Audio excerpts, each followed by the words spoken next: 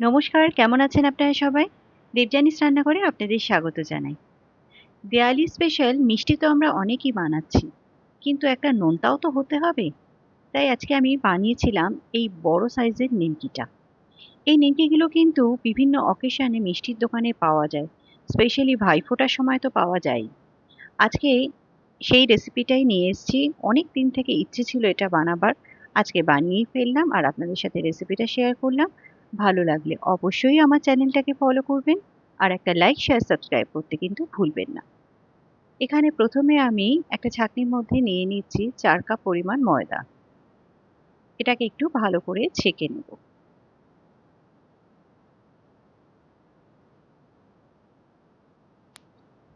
ময়দাটা এখানে ছেঁকে নিয়েছি। এবার এর মধ্যে দিয়ে দিচ্ছি কালো জিরে, একটুখানি জোয়ান হাতে ঘষে দিয়ে দিচ্ছি আর দিয়ে দিচ্ছি সাদা জিরে। দিয়ে দিচ্ছি পরিমাণ মতো নুন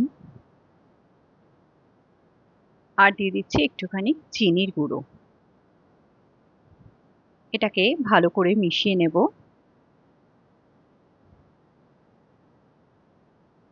এবার এখানে আমি নিয়ে নিয়েছি 3/4 কাপ মতো ঘি। এটা কিন্তু ঘিটা মেল্টেড ঘি। এটা আমি একটা বাসনের মধ্যে দিয়ে দিলাম আর নিয়েছি 1 কাপ পরিমাণ জল। এটাকে একটুখানি গ্যাসে গরম করে নেব। একটু উষ্ণ গরম যেরকম হয় সেরকম গরম করে নেব। এবার এটা দিয়েই কিন্তু আমি এখানে ময়দাটা মাখবো। কোনো রকম ময়ান দেওয়ার কিন্তু প্রয়োজন নেই। এটা দিয়েই কিন্তু একেবারে ময়দাটাকে মেখে নেব। অল্প অল্প করে দিয়ে এটাকে মেখে নেব। এটা কিন্তু খুব ঠেসে ঠেসে মাখারও প্রয়োজন নেই।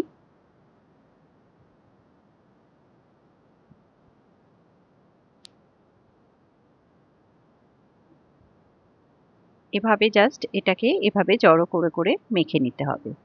এটা দেখুন সুন্দর নরম করে মাখা হয়ে গেছে আর এটার টেক্সচারটা দেখুন কিরকম ফাটা ফাটা মতো হয়েছে। ঠিক এরকমই টেক্সচার দরকার। একটু জল কিন্তু আমার বেঁচেও গেছে, আমি ওটা আর ইউজ করিনি। এবার এটাকে ঢেকে 15-20 মিনিট রেখে দেব। এবার এটাকে দেখে নেব। এটাকে একবার ভালো করে ঠেসে নেব এভাবে। এবার এখান থেকে হাফ করে নিয়ে এটাকে লেচি কেটে নেব। একটু বড় সাইজেরই কিন্তু লেচিগুলো হবে, ছোট ছোট হবে না, যেহেতু এই নিমকিগুলো বড় সাইজের। এই ঠিক এরকম লেচি করে নিতে হবে। এটা দেখুন ভেতরটাও কিন্তু একটা সুন্দর লেয়ার্স মতো আছে। এবার এটাকে বেলে নেব। যেরকম লুচির আকার হয়ে থাকে সেভাবেই, মানে একটু বড় সাইজের লুচি ঠিক সেভাবেই বেলে নিতে হবে। তবে খুব বেশি পাতলাও না, খুব বেশি মোটাও না।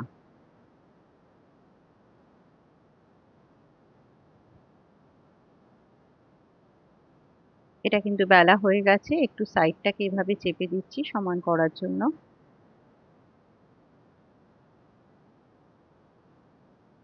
এবার দেখুন সাইডটা যে ডিজাইনটা থাকে সেটাকে এভাবে পিঞ্চ করে করে এই ডিজাইনটা তৈরি করে নিতে হবে। পুরোটার মধ্যেই ঠিক দুটো হাত দিয়ে এভাবে পিঞ্চ করতে হবে।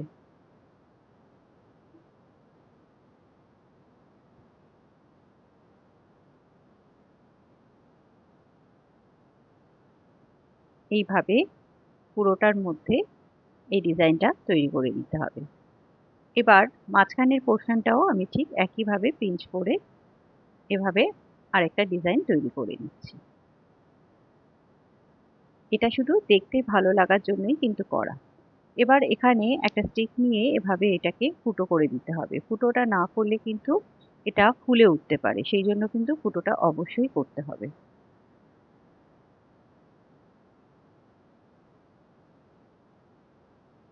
নিন, এটা রেডি হয়ে গেল। কত সুন্দর দেখতে হয়েছে দেখেই বুঝতে পারছেন। তবে এটা কিন্তু খুব নরম হয়, আস্তে করে তুলতে হবে। এবার এটা ভাজার পালা। ভাজার জন্য এখানে আমি তেল গরম করে নিয়েছি। তেলটা যে খুব হালকা গরম হয়েছে দেখেই বুঝতে পারছেন। এই হালকা গরম তেলেই এটাকে ছাড়তে হবে। আমি এভাবে একটা ছান্তা দিয়ে এটাকে ছাড়লাম, যেহেতু এটা ছাড়তে সুবিধা হবে বলে।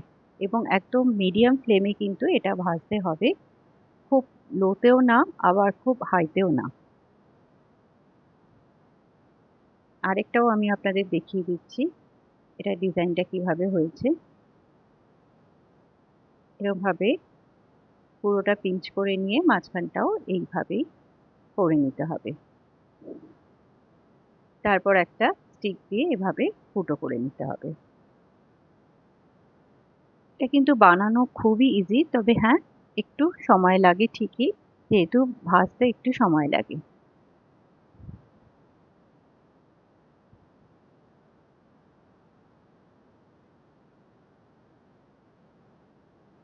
আরেকটাও রেডি হয়ে গেল।